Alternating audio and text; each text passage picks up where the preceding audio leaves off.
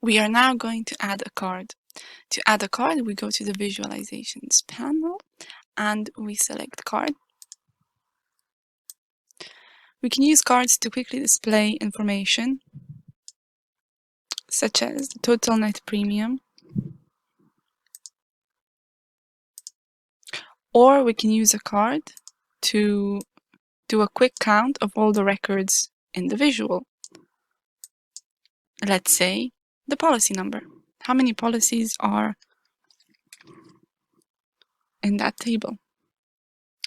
So we can see that the first policy number is selected, but then we can go and we can add a count instead. So now we have 179,000.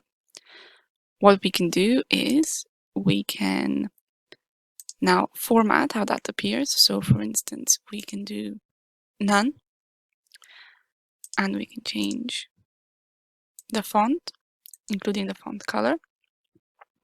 We can also opt for removing the category label. So now there's nothing there. And we can add a title instead. Number of policies. We can center that. And there you go. The cards are dependent on the filter. So if you select a different agent, for instance, the number will change. And that is how you add a card.